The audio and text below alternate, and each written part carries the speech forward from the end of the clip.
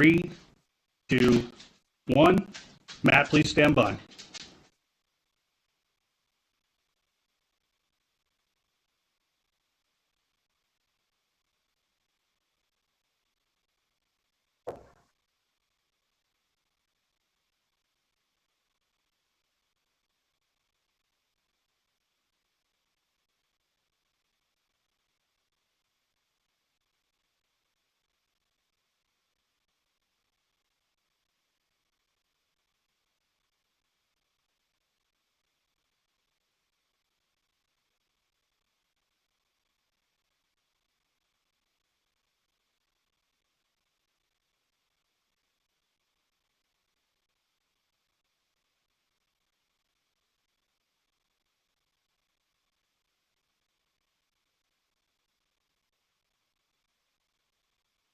Thank you for joining us. The event has now begun. Hi, good evening, everyone, to all of our families out there in virtual land. Welcome to our Parent Chat, Tips for Virtual Learning Success. We want to acknowledge our partners who made this possible with all of our community collaboration. This event is co-hosted by Eastern Virginia Medical School -9 to 5, the Consortium for Infant and Child Health at EVMS Pediatrics, Eastern Shore Healthy Communities, the M. Foscue Brock Institute for Community and Global Health at EVMS, and of course our friends over at the Children's Hospital of the King's Daughters. My name is Matt Herman. I am the Associate Director of the Brock Institute at Eastern Virginia Medical School. Your MC for the next hour. Sorry you're stuck with me. But more importantly, I am a father of two. Along with my lovely wife, we are raising, I'd say, about 93% of the time, wonderful, well-behaved, and loving children. We have a 3-year-old son who is attending preschool, and also a 7-year-old daughter who is doing virtual learning in Virginia Beach. So this parent chat tonight will really be a relaxed opportunity to discuss what families can do to get the most out of learning in their home. We fully understand that every parent, grandparent, auntie, uncle, or guardian who are doing their best they can with the resources they have available. We're here to lend some support and sort of shine a spotlight on the resources out there to assist you. So we hope the time you spend talking with our veteran parents from across the regions that we've lined up tonight, you'll come away with a few new perspectives on navigating really this virtual learning environment and some tips that you can easily do in your households to help you and the kids get the most out of this 2020 adventure. Our goal tonight is really to embrace that together we can and we will succeed this virtual learning for however long it exists. We know, and I know personally, this has been really challenging for everyone, including the students, the families, and the school personnel. For all of us, it's going to take a lot of patience, empathy, forgiveness, cooperation, and of course, grace. Emphasis on patience, really, in my opinion. So really, a kind reminder, we're going to have fun tonight. Throughout the night, if you have any questions or thoughts, please go ahead and type them into your chat box via your platform on Facebook Live or through YouTube. And we hope to address those questions and answer them during our panel towards the end of the hour. To start our conversation, we wanted to really review some tips for success in virtual learning. These 6 tips for success, hopefully you'll be seeing those on your screen shortly. We really wanted to review those just to give you an idea of some great structure to give you guys. So first, you want to establish the structure and routine. Every kid is different, and of course, depending on which city you're in, you're going to have a different curriculum. You want to be able to create a calendar, or if the teacher creates a calendar, make sure you print that out or write it down ahead of the day starts for the child. Routine is key in making them positively react to everything that's going on within their classroom, their virtual classroom. Secondly, you want to praise effort. You always want to provide positive encouragement throughout the day. They truly need it. I know my daughter, whenever she takes a break, I try to give her a hug, do what I can to make sure that she's having a good time within this class. We have to remember it's extremely hard on them as they continue on this virtual pathway. The third tip is going to be to break up the day. We're hoping that the teachers on the other side of the screen of your children are really saying, hey, take a 2-minute break, do some jumping jacks, or take a bathroom break. Make sure they have plenty of snacks on hand. We really want you to get a better idea of what they're dealing with, so just take a peek on them regularly. So check in on them regularly. Ask how your child's feeling. If they need a break, let them do so. Really, with my daughter personally, she's in front of the screen for almost 6 hours a day. And that is a challenge. So we need to make sure that they're getting some break time from the screen. We all need breaks throughout the day. The fifth tip would be willing to experiment.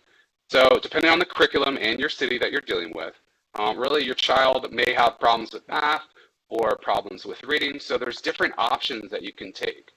Try doing your math problems out on the sidewalk with some chalk, or go write somewhere else in the house and try a different learning environment for them. Maybe listen to an audiobook instead of reading the book. Maybe reading out loud to them. There's many different options to help them really soak up the knowledge they are gaining from those teachers. Lastly, we really want to adjust our expectations. We need to recognize that this is new to everyone. Again, this is new to the student, it's new to the parent, it's new to the teachers. We were never expecting this, of course, when COVID-19 hit. So really we have to be amendable and really go along with the flow so we can really make it the best, not only for the student, but for us as parents and families.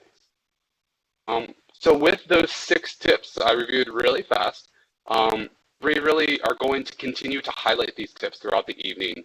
And with that, we're really going to dive right in and bring on our first set of panelists. Once they join us, I'll be proud to introduce our first set of panelists, Rashida and Scott Bess, who are mom and dad of 4 kids, 3 who are learning virtually with Norfolk Public Schools. There you are. Hi, guys. And then secondly, we'll have Lisa Carey joining us, who is a mom of a 3rd grader and an 8-year-old senior. Rashida and Scott Bess, do you guys want to say anything? Well, we're in this, and for the long haul, it's a new experience, and it's something that we are completely engaged in as much as we can, and here to support not only our children but their teachers as well through this journey, and we're all adjusting. So we have a 6th grader, so this is a new experience transitioning into middle school during all of this, and then we have a 4th grader, and then we have a home learner who's doing his senior year. So we have a lot going on all different levels. Yes, ma'am. Bless both of you guys. Go ahead, Mr. Bass. Yes, sir. One of the main things I know that when I come home, because I don't get to participate in the virtual world, I got to keep getting up going to work.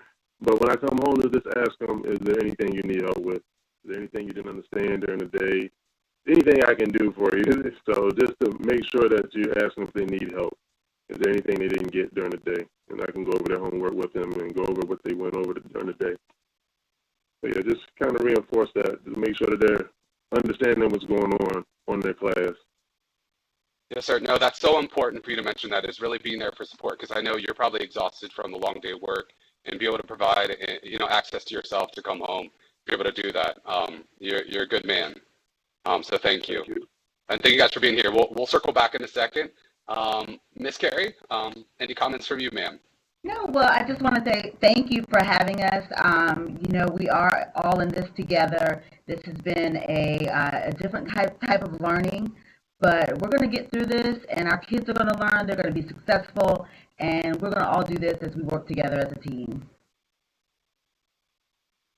I think that'll be echoed throughout the night tonight. We need to lend support wherever we can get it, from family, friends, outside community resources.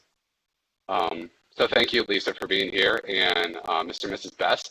So Rashida and Scott, I wanted to go to you guys first, and you guys are going to sort of talk a little bit about tools and supplies that can help kids stay organized during the day. We have lived at the Dollar Tree. We've gotten so many different little containers, and the great thing about the Dollar Tree is they have color variations for everything, so things can be color coordinated.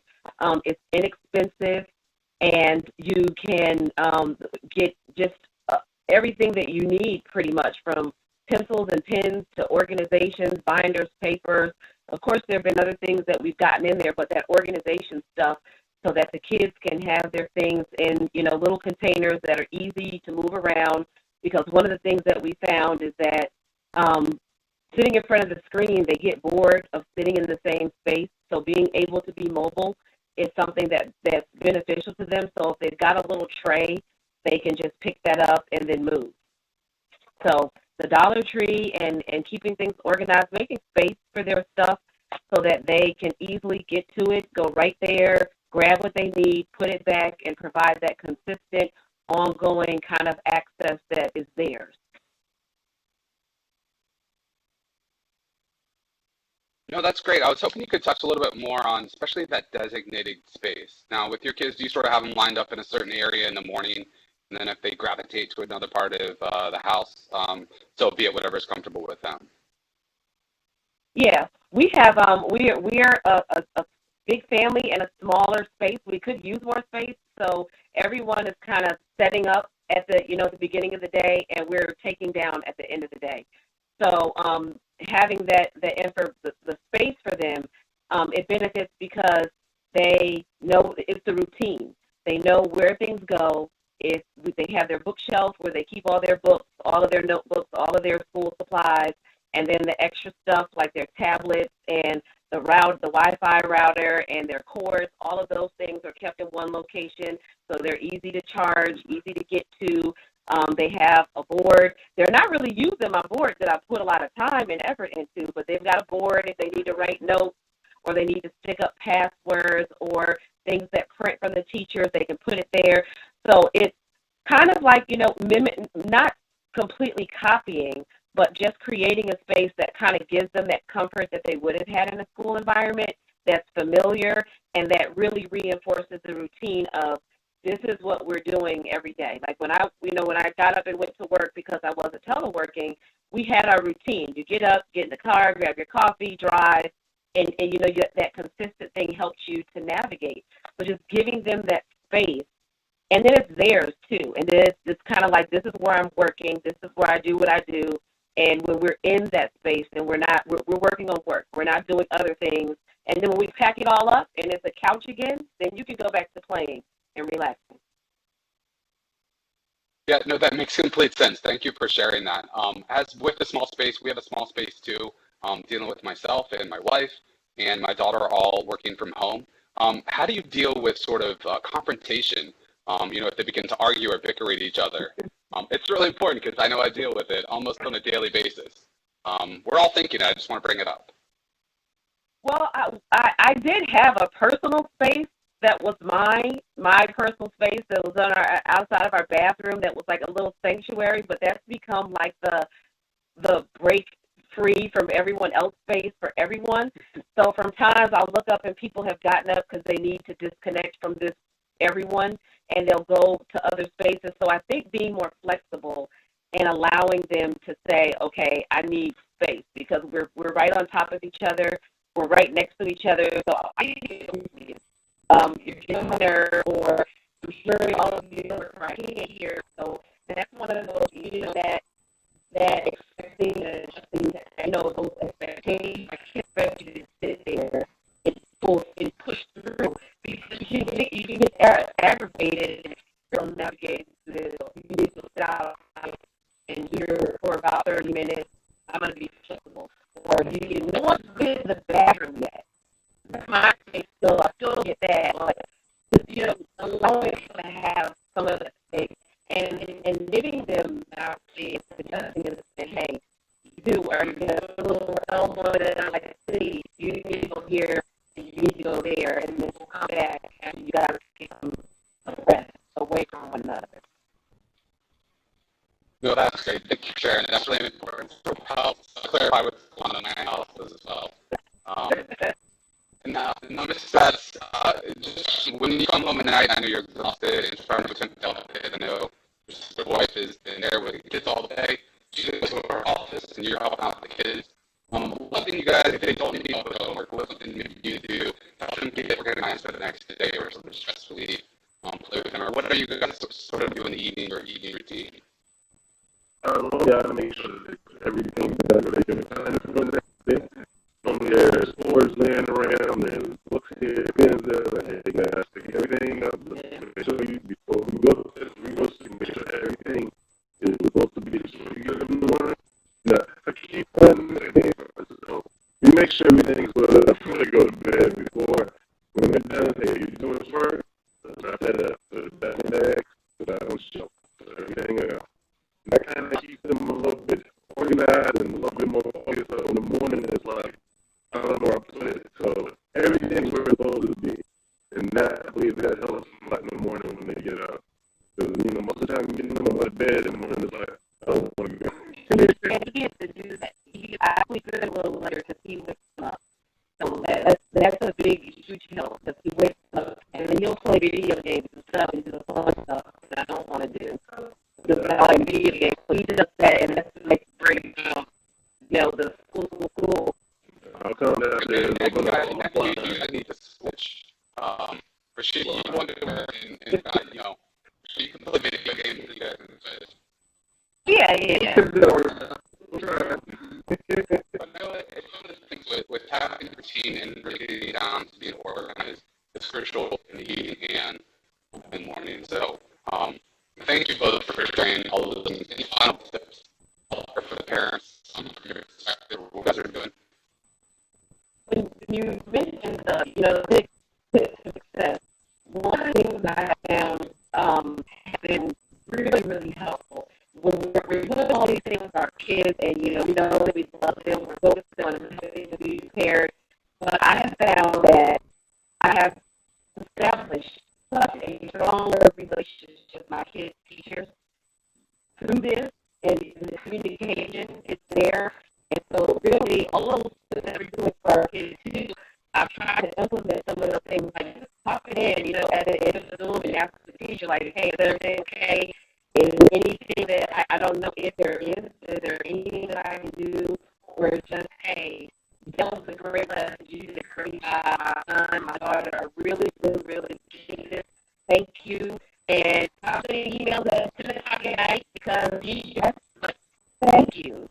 That goes a long, long way. And you mentioned this all together. It's a new frontier. And I tell my kids every day, you guys are doing something that no other generation has to do.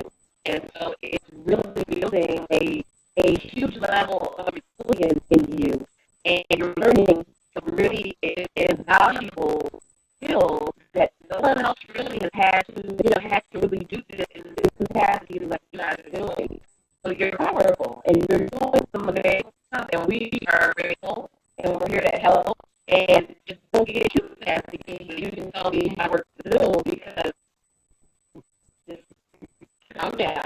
So like you have to keep supporting one another and keep really doing that we're in it together. So I love this that we're doing because you're not alone. And love on your kids, show some love to your teacher, and love on the other parents that are struggling through or trying to navigate or do what they think is best for their family. Yeah, man, that is fantastic. That was fantastic. Anything to add? Wow. Yeah. You summed it up pretty well. I know. Other than just being with both kids, leaders and your children, because it's so new and it's going to take a while. Time to get them right. No. But thank you for mentioning that. We're never going to have another opportunity to connect with our teachers like we do today. It is so hard to teach conference or preschool and school. But really checking in with a Zoom call I think that's super important. Make sure everything's going good and thanking them because it is hard on all of those teachers and all the people who are supporting behind the scenes in the school system. Second, as mentioned, resiliency is super important. That is something we all need to have on a continued basis. And I'll talk a little bit about it later, but we hope to have another webinar next month in October on resiliency specifically. But thank you both for being here. We'll continue to talk with you.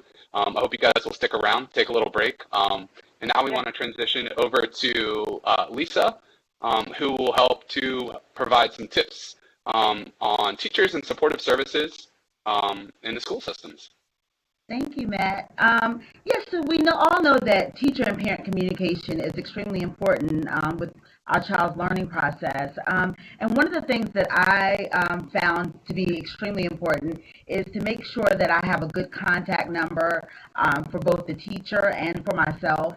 And this sometimes includes having a good email address too. I know we have a lot of emails. You have your personal email, maybe your social media email, but it's always good to have that email address that you are constantly keeping check on so that your teacher can communicate back and forth.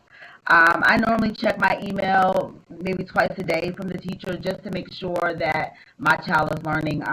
Because it's, right now I'm at work, she's at home doing virtual learning with her big sister. So that's my way of checking in to making sure that everything is going well. And the other thing is just to have the school's number on hand. I know a lot of times we as parents forget how important it is to have the school's contact number.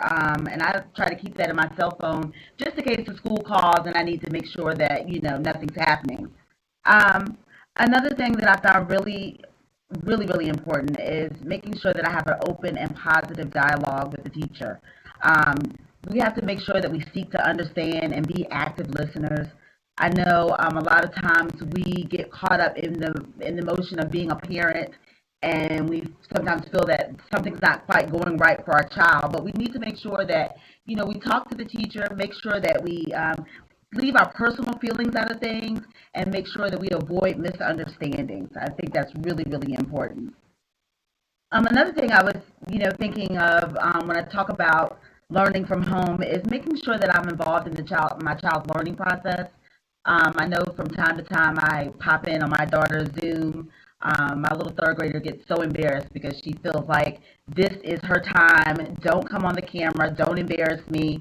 But I also like to, kind of touch base with the teacher, wave, just to let her know that I'm there and I'm supporting the learning. And often when I get home, we just have a little chit chat about what went on in the Zoom. We talk about funny things. We talk about the seriousness of tests and things of that nature. As you said before, Matt, I have a senior. My senior is pretty tech savvy. She kind of does things on her own, but I also, touch base with her and just try to make sure that she understands that I'm involved, I'm listening. I make sure I know her teachers' names, how to contact them. I know that one important thing that I learned this past Friday is that every Friday I get an update about what my child's missing or any assignments that my child didn't turn in, and I think that's extremely important. Because you don't want to wait until the end of the 9 weeks to find out your child's missing 5 assignments. And the last thing is just the Wi-Fi connectivity. It's not your teacher's fault. It's not my fault. It's just the way of life right now. It's really hard to make sure that our Wi-Fi stays connected. It works really great, but it's just like it's human. It's not perfect. And so we have to realize that when our Wi-Fi goes out or we are not able to see our teacher or the feedback is a little different, just take a moment to relax, keep calm, and work through the process. I think that's all I have for me. Matt, do you have any questions for me? Of course. I was nodding my head along with you many of the times. So thank you for sharing all of those great tips. Really, no, I had a couple questions surrounding if really connecting with the teacher at hand. If my kid, hopefully my daughter is reading or her door is closed. I don't want her to hear me. I keep using her as an example. She has a problem with sitting there throughout the day, and maybe she doesn't want to learn or continue with the class curriculum math lesson or whatever the case may be. How can we reach out to the teacher? What is the best route to really work with the teacher so she does continue to get that learning, even though it might not be through that virtual setting? Great question. I think it's really important for the teacher to make sure that he or she knows the children that they're in their classroom. As a parent, you kind of talk to the teacher and let the teacher know your child's learning habits. I know for my child, she takes class seriously, but she's always moving around. And so one of the things I had learned is that I couldn't get her a chair to sit in because she's not going to sit in that chair. So I said, what would you like, for your learning process? And so she said, I want a stool so that way I can kind of sit and I can kind of stand. And, I'm thinking to myself how uncomfortable that would be. But again, and I talked to the teacher about it and she says, I'm totally fine with however they want to learn, just as long as I see their face. And another thing that I think is really important is for teachers to have those breaks within their schedule. It's really hard for us as adults to sit for hours at a time just listening to someone talk. So having little breaks, little 10, 15-minute brain breaks, really helps in the learning process. It also helps the children learn the concept of time and setting timers so that you know, okay, in 10 minutes you need to be back, or at 10:10 you need to come back onto our, our learning site. So I think that's also very important. Another thing that I noticed that with my child's teacher, she puts them in meeting rooms. So sometimes when a child's having difficulty, she'll put the kids in a meeting room and allow them to chat with their friends. And I think that's a great opportunity for them to be able to socialize, because right now they're not able to be with their classmates. So this gives them an opportunity to kind of get away from the teacher and talk about fun things that they're interested in. And I think that's so true, is giving them that break to engage with their friends and family. No, thank you for sharing that. I think as we go through this virtual learning adventure together, we want to be in constant contact with our teachers and who are talking with our kids on a daily basis, and make sure we as the families are engaging with them. Lastly, I just sort of wanted to mention, as we continue down this road, you're dealing with technology. You mentioned technology, Wi-Fi issues, problems with, here in Virginia Beach, we have Chromebooks. What can a parent do if they do run into issues, if their Wi-Fi, or they lose their Wi-Fi access for some reason, or their computer breaks? I know every school district is different, but what can the parents do on sort of, get a new computer or Wi-Fi, whatever the case may be? Great question, and I have a little background in technology. I'm coming from the technology world. Like I said, I think families and parents need to familiarize themselves with basic troubleshooting tips. Just understanding, like, maybe you can shut down a program, log off the program. And the other thing is, I think that it's very important for parents to understand that get the child to walk away, because sometimes we as parents get frustrated. We're intimidated by technology because we're not familiar with it. Have your child say, hey, go over there and read a book, or can you go downstairs and get a drink of water while you kind of troubleshoot and work through the problems. The other thing is, I'm always a fan of Google. Google is my friend. If something is happening, it's always good to kind of Google it, and sometimes Google provides you with little tips and strategies. And I know one good thing about my child's teacher is she's pretty tech savvy. She likes to work through those problems with the kids. So she wants to walk through the troubleshooting tips with the kids, so that if mom and dad aren't right there at that moment, they remember, oh, my teacher told me that I can do this. And then that way they're taking ownership of their learning as well. Another thing that I found very useful, my daughter's doing Schoology in Chesapeake Public Schools. And what I did was I created icons on her desktop, on her personal computer. I created those icons, and I made those icons something that she's familiar with, so that she can know that if the link doesn't work within Schoology, I can minimize my screen and go to this logo, and I can still access my materials. For those people that are borrowing devices from the school, you don't have the luxury of putting that on your desktop. So that's when we teach them to add to the star, and then that way it's a little app that goes across the top bar, and then that way you let the kids understand that if I can't find something, I can always go to that top bar and find that link. No, those are great tips, Lisa. Thank you. I think it's really important, if you do have trouble with whatever technology, reach out to your school system. If you're having trouble getting access to Wi-Fi or it gets cut off or whatever the case may be, reach out. They will be able to help you. Yes. For all your technology needs, we can send out Lisa's personal telephone number, and you can help them problem solve. Sure, I'll take it on. All right, with that said, thank you, Lisa, so much. We're going to move into our panelists now. We want to invite our other panelists aboard to help go through a bunch of questions and answers that we have lined up for you guys.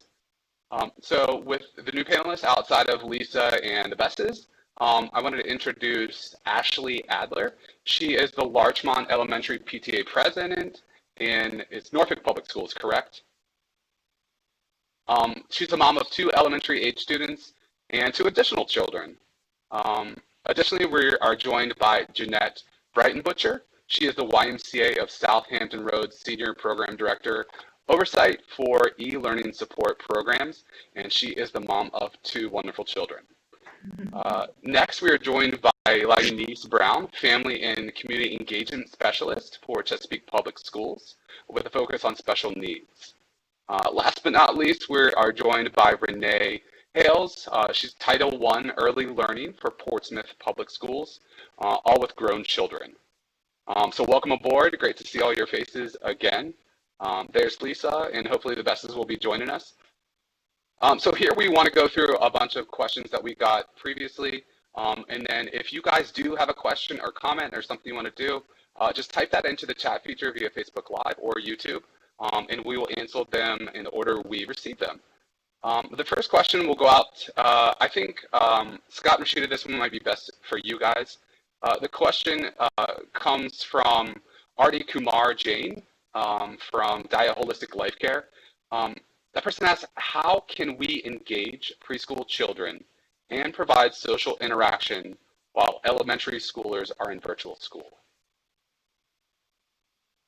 Well, I know that our elementary school age child likes to be the boss of somebody, so kind of delegating work and giving them responsibility. And Lisa mentioned about asking your child, and I think one of the biggest things, one thing that we really learned is that kids can make decisions when it comes to their learning and their education. They know what they know, and they can be leaders within their own right. So giving an older child some sort of responsibility in terms of, and asking them, what is it that you can help do here? Because there can be some assistance with cutting out things or, reading a book. And it's a double win, because that child is getting help with their literacy practice and they're getting to read. And we all know that we learn better, we retain better when we're teaching something. So let the older child have an opportunity to share in that learning process with a younger child. And then that takes a little bit of the weight off of you, but it also gets them both engaging, and it helps them both to do something that's positive and kind of, getting the work done at the same time. I also with just in the same space of giving them responsibility, also making sure that you communicate to an older child about how important it is to be respectful of a learner or their sibling who needs a little more time. This is a good time to say, you've earned some time to yourself because you've done such a great time, and then that'll give you an opportunity to go and work with a younger child. So that older child can go, and that may be the perfect time. You can pick something that you want to do for quiet for 15 or 20 minutes while you get an opportunity to work with a younger child.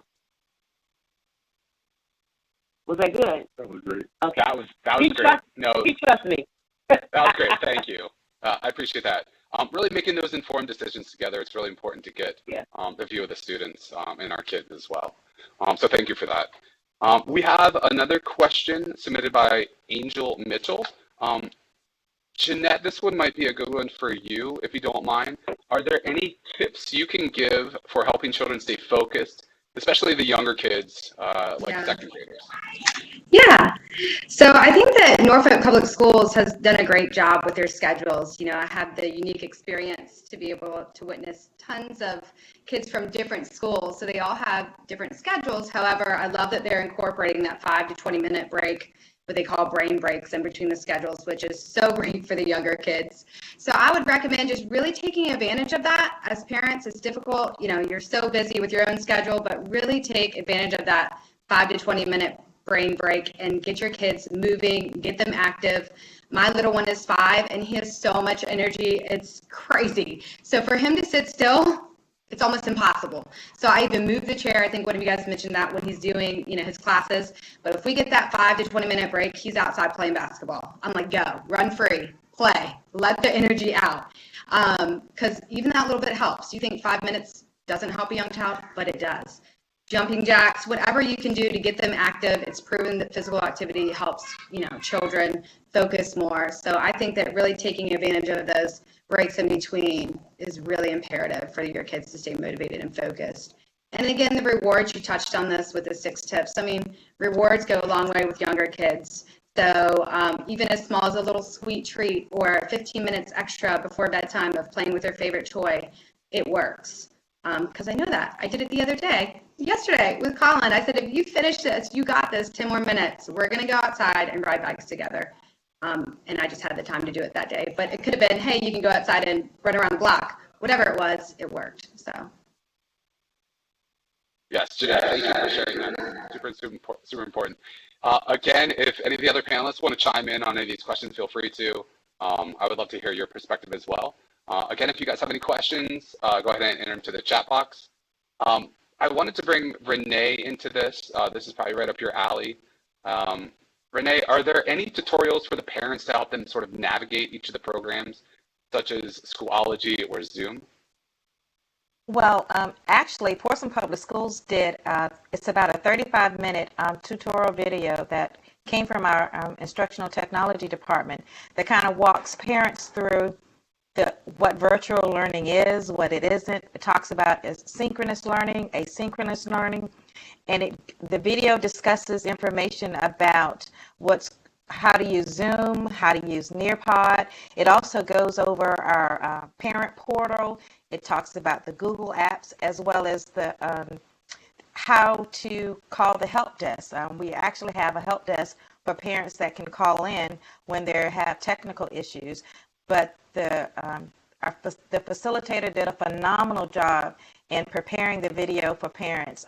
They did it as a webinar, and then they posted it up on our school website, our division's website. So it's there for parents to go back and reflect back on it if they have any issues. But it actually takes them exactly through Schoology step by step, how to look for lessons, how to get in touch with the teacher. So our IT department has been working diligently over the last few months to prepare it, and so far we've had a few glitches, as with any new program that we're in this, we're just beginning this virtual platform. I think I heard someone say we're building the boat while it's already in the water. But the Schoology so far is going well, and so parents have that video as a resource that they can go back and look at. No, Renee, thank you. That's so important to know that the resources are out there.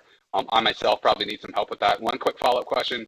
If the parents are having trouble even with those videos, can they reach out to the particular school system and maybe someone there will give them some guidance, or even the teacher? Right. So there are, our teachers have virtual office hours in the afternoon each day. So that's a perfect time for the parents to reach out to the teachers during that time. And then there's also email, and Schoology can also be used as a resource to contact the teacher as well. Matt, Yes, ma'am. Thank you, Renee. Oh, sorry. We at Chesapeake Public Schools, we also have Schoology. And another thing that we found really helpful is Common Sense Media. They do quick 2-minute tutorials for families if they have any questions, particularly relating to Schoology. And just like Norfolk, Portsmouth, I'm sorry, Renee, Portsmouth, we also have a website where you can go to, and there are videos that we play often, and parents can go there for more information. And again, teachers are their best tools for helping with Schoology. They're the best advocates for our parents. Thank you, Lisa. I appreciate that. Moving down to questions. This was a question that came in through our chat. Ashley, this would probably be a great one for you, if that's okay if I pick on you as a mom of 2 elementary school age kids. The question comes in is, my child is frustrated and says he doesn't like school. How do I keep him positive and not totally turned off about school? Yeah, I actually saw that question and I thought it was perfect because we had that moment earlier this week. I tried to hear my youngest, my first grader. I just tried to hear her out and listen to her feelings. She actually had a prompt in her writing prompt, and she was able to choose, when I grow up I want to be, or when I wake up in the morning I do. But the prompt that she chose is, what do I think about online learning? And it was really, I think, therapeutic for her to write about it and say, I'm unsure how I feel about this. So just listening to her and acknowledging her feelings and trying to make the best of it. Like you all have mentioned already, being creative. She has specific trouble with the transitional periods because that's one of the challenges with online learning is the teachers are trying to corral all these students virtually, and I think having things for them to do at their learning space. I have a friend down the street who has a little tinker box. So if there's a transition period that her kid is not involved in, the kid can, pick up a couple of Legos and build with it in between, just to kind of keep them engaged. Because like you mentioned, it is hard to keep them sitting that long. We have tons of index cards in our drawer, so sometimes we practice writing our sight words and we hang them up all over her room. So just kind of being creative and filling that transitional time. But yeah, it's hard. There's a lot of feelings around this. It's hard for the adults. It's hard for the teachers. I look at the teacher space on, last Friday afternoon after the first week of school, and I could see it in their eyes. They all want to be with their students, and they are doing an amazing job. But I think just being there for one another, and then as soon as school lets out, like Jeanette said, get outside and get some sunshine and some vitamin D. And No, completely agree. Thank you, Ashley. I think you touched on a couple great things. First and foremost, we want to send a huge thanks out to all of our teachers out there and everyone behind the scenes. They're doing so much for our little ones. I think every day, every single day that my daughter can log in and do some virtual learning. Another thing you mentioned is patience. I think that's so important that we're patient. And lastly, really relying on your neighbor to be able to help go build a Lego outside for a little while. You really need to reach out. If you need help, just reach out to the school system, to a family member, to a friend. They'll be able to provide hopefully some support or linkages to resources if you need them. There's always someone out there to help you. Really want to push that. Thank you again for that, Ashley. Lisa, this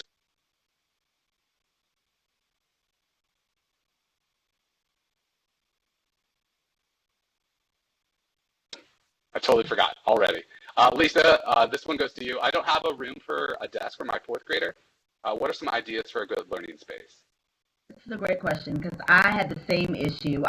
And so what I ended up doing is turning a little bookshelf into her learning space. I cleared the top of the bookshelf and used that as her laptop. And we got a little teeny lamp that clips onto the computer as her little light. So you can find little things like that to make, they just need a little corner that they can make their own. Like I stated before, some kids do bean bags, and they have a little corner that they go to with their bean bags.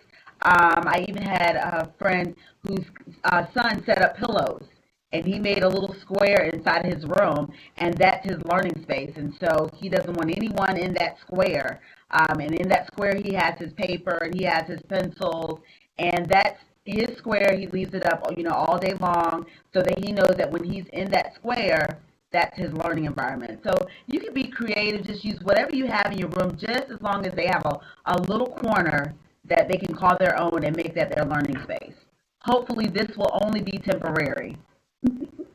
Yes, and we'll touch on that in a little bit. Yes, ma'am. No, thank you for that. And that's really important to have the proper, what they say, ergonomics of the way the child is sitting during the day.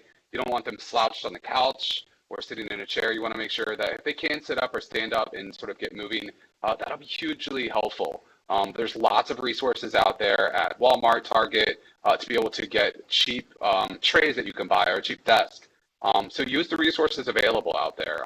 Ask a family member if they have a spare table that you could borrow. Lots of good things. So thank you, Lisa, for that.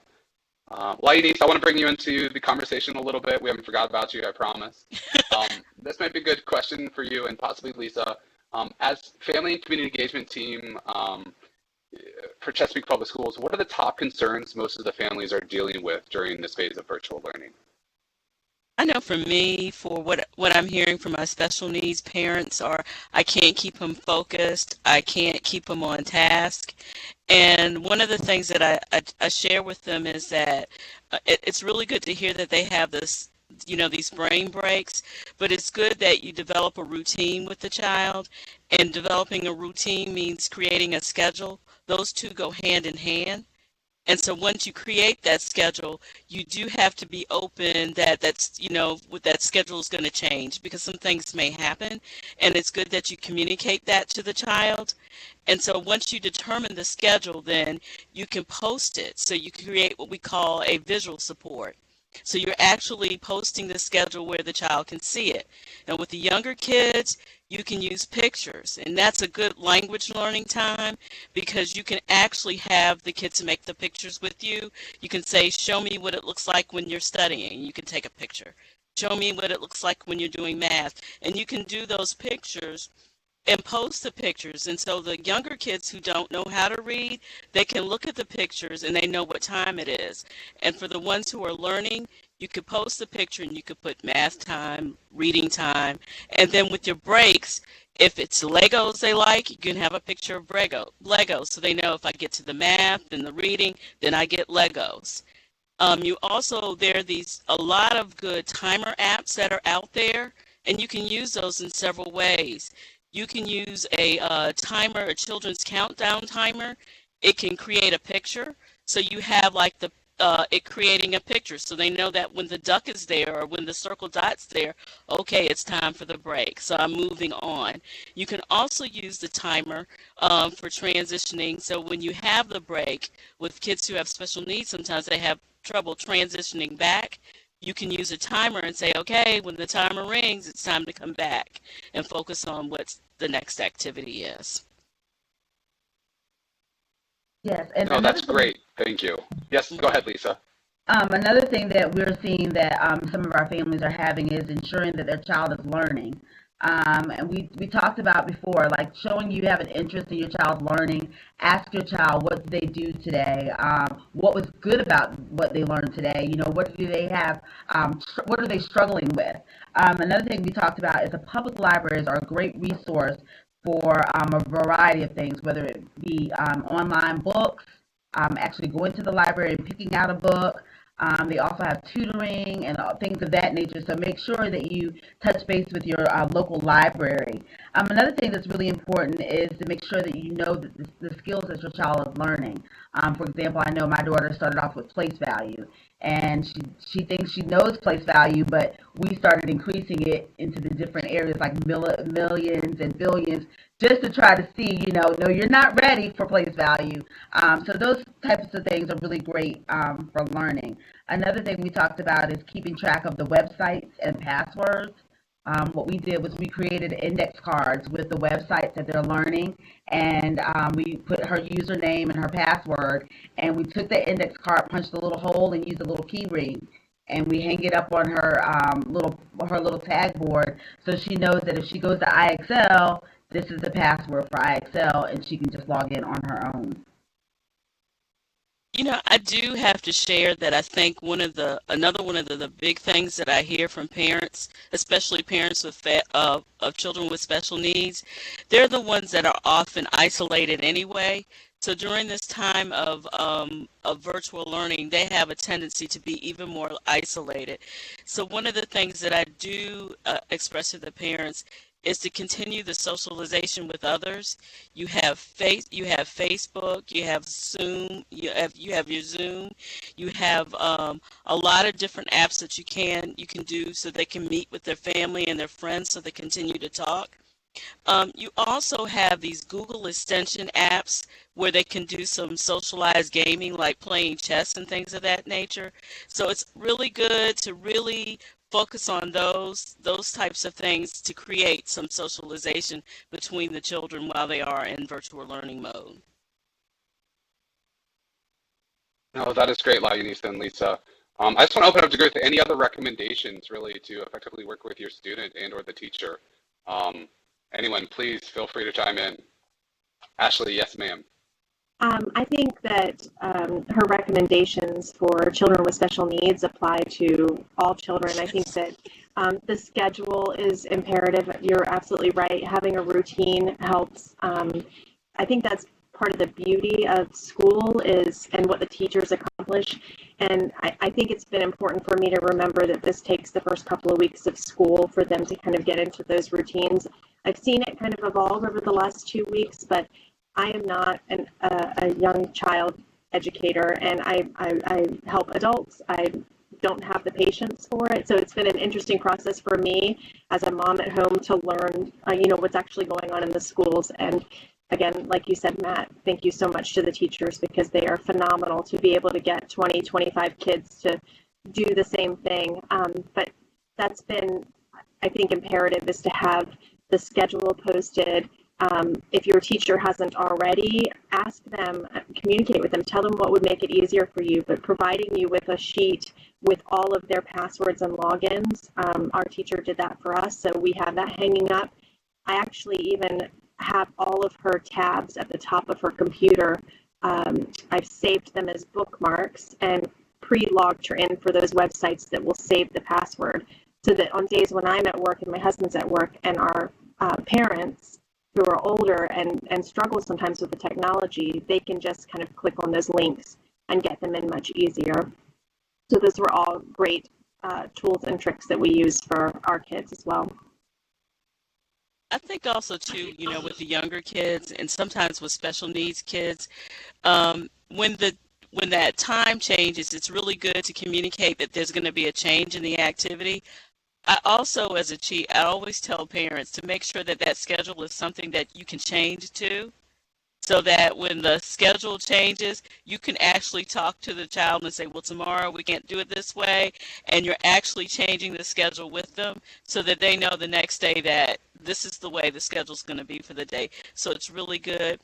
And I also share with parents of special needs, it's really important to look at the goals, the modifications, and the accommodations that the teacher implements in the classroom, because if she's implementing them in the classroom, look at the ones that are being implemented and see how you can implement those in the home setting too. And it's really good to take advantage of those school office hours. You can talk to the teacher to really work out how to implement those strategies when you're working at home. Oh, thank you for that. All fantastic tips. We're going to move on to another question. So this question comes from the chat. I'm worried about my child getting back to school in person and having to ride the bus. I can't drive her because I have to go to work. Any ideas? A lot of school systems are starting to go back possibly in person within the next couple of weeks. And as we're going to make that transition, does anyone want to comment on what this individual could do? Really going back to in-school person or school in person.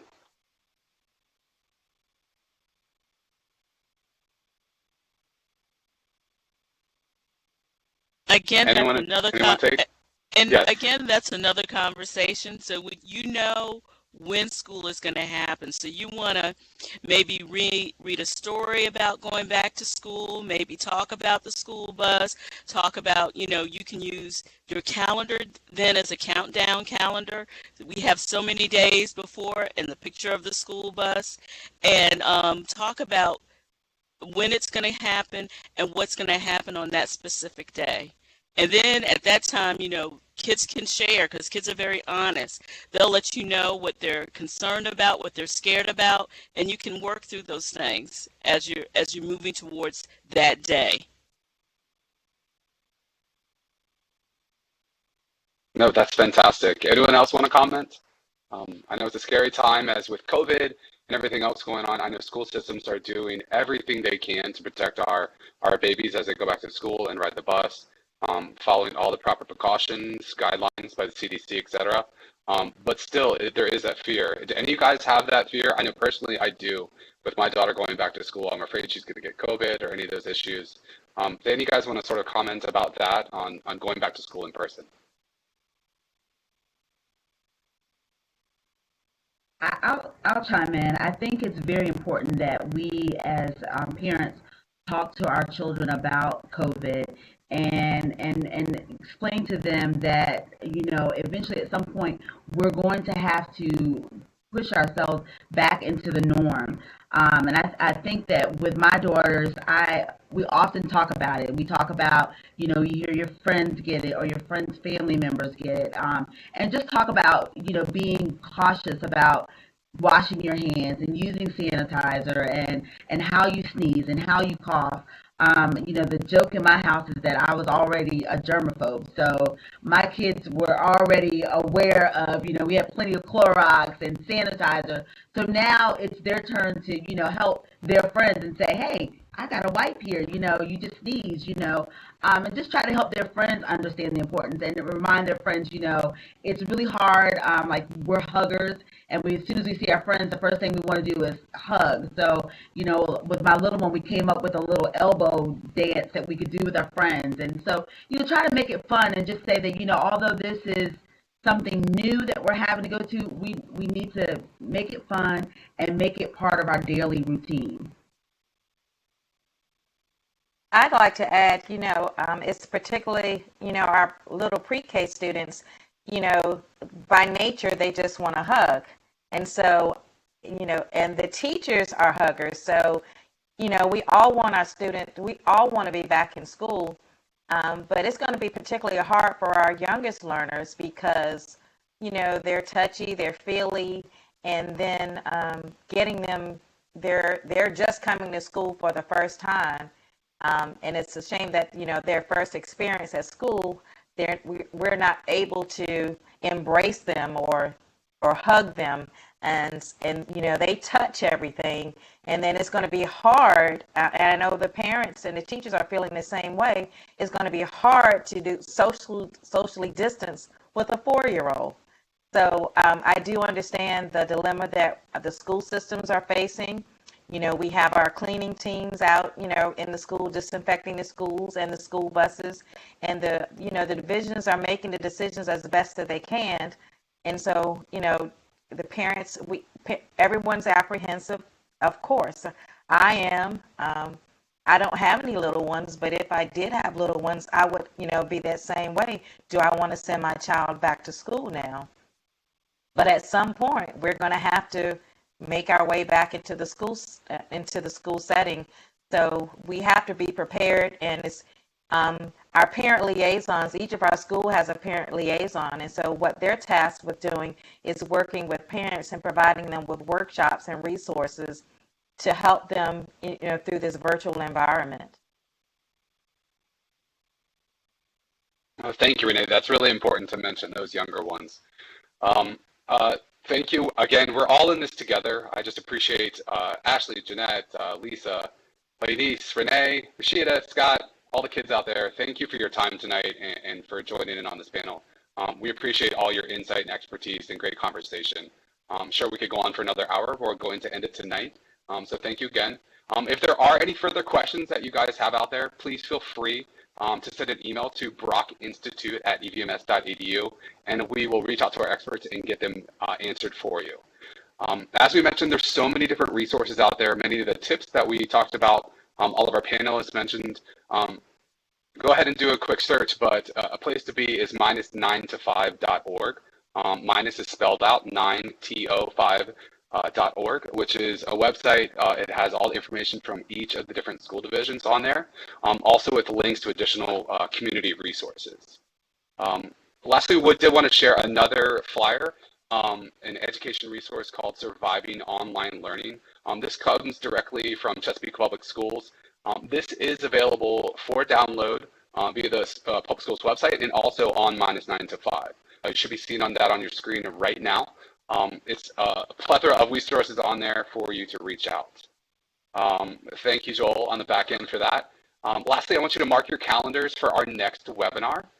We are going to be participating in an October panel focused on resiliency. I want to send a special thanks to our planning team for collaborating on this worthwhile webinar. Another special thanks to our EVMS, AV, and Marcom team for assisting behind the scenes. A huge thanks and heartfelt thanks goes out to all the school systems out there and our teachers who are helping us get through this. Without you guys, who knows where we would be. Last but not least, thank you to all the families, parents, guardians, everyone out there who came to converse with us tonight and really stay strong. We understand this is a hard time, but we will positively make it through this virtual schooling adventure together. Really, together we will succeed, so make sure you lean on each other. We are here for you. Right now, we want to say good night, stay safe, have fun, and thank you all again. It was great seeing you guys.